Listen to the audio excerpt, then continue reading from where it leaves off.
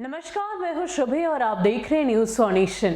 बिहार में 2020 में विधानसभा चुनाव संपन्न कराए गए, लेकिन अब पंचायत चुनाव कराने की तैयारी राज्य निर्वाचन आयोग की तरफ से की जा रही है।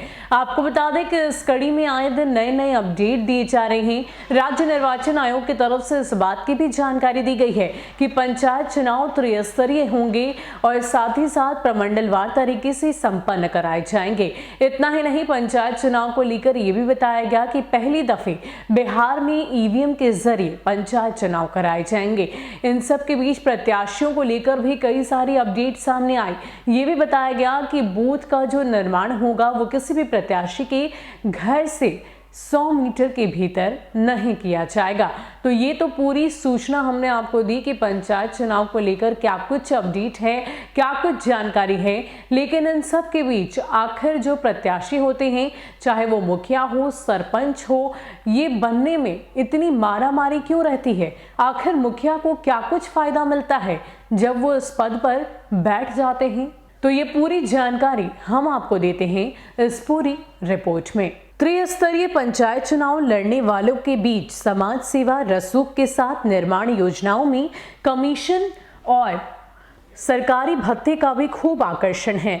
सरकार जिला परिषद अध्यक्ष, उपाध्यक्ष, सदस्य, पंचायत समिति प्रमुख, उप प्रमुख, पंचायत समिति सदस्य, मुखिया, उप मुखिया, वार्ड सदस्य, ग्राम कचहरी सरपंच, उप सरपंच व पंच को मासिक भत्ता देती है। अहम यह है कि इसके अलावा पद पर रहते हुए दुर्घटना या किसी कारणवश निधन होने पर 5 लाख रुपए अनुग्रह अनुदान का प्रावधान किया गया है। इसमें आपराधिक, प्राकृतिक आपदा, हिंसात्मक घटना आदि भी शामिल है। जिला परिषद अध्यक्ष 12,000 रुपए मासिक भत्ता मिलता है। जिला परिषद उपाध्यक्ष 10,000 रुपए मासिक भत्ता मिलता है।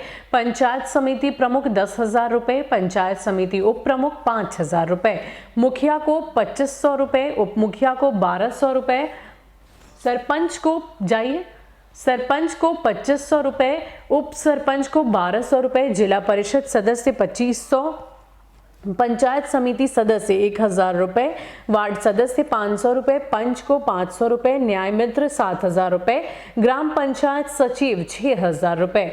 सरकार ने महिलाओं को 50% आरक्षण दे रखा है। इसके अलावा वार्ड सभा, ग्राम सभा, ग्राम कचहरी के सभी स्तरों में अनुसूचित जाति, अनुसूचित जनजाति, पिछड़ा वर्ग और अति पिछड़ा वर्ग के लिए आरक्षण का प्रावधान है। सरकार ने त्रिस्तरीय पंचायत चुनाव लड़ने वालों के लिए घर में कम से कम एक शौचालय का उपलब्धता अनिवार्य कर रखा है। अगर शौचालय नहीं है तो आप चुनाव नहीं लड़ सकते हैं। चुनाव का ऐलान भले नहीं हुआ है, लेकिन चुनावी गहमागहमी अभी फिलहाल परवान पर है। इंटरनेट मीडिया पर प्रचार प्रसार के साथ शादी की वर्ष, जन्मदिन और तरह तरह के आयोजन के जरिए मतदाताओं को लुभाने, रसूख दिखाने और उपहार बांटने का सिलसिला शबाब पर है। भावी उम्मीदवारों ने अपने पक्ष में माहौल बनाने में ताकत झोंक रखी है।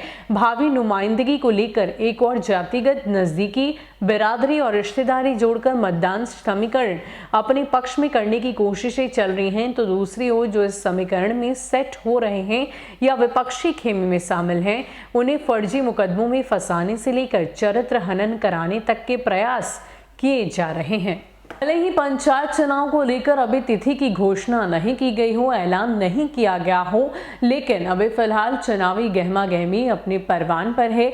लगातार इंटरनेट मीडिया के जरिए पंचायत चुनाव को लेकर सभी प्रत्याशी एक्टिव नजर आ रहे हैं। अलग अलग तरीके से जनता को आकर्षित करने की कोशिश उनकी तरफ से की जा रही है।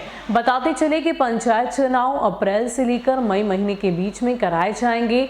9 चरणों में पंचायत चुनाव संपन्न कराया जाएगा। फिलहाल के लिए इतना ही। ऐसे ही अपडेट्स के लिए आप हमारे साथ बने रहिए और देखते रहिए न्यूज फॉर नेशन। नमस्कार।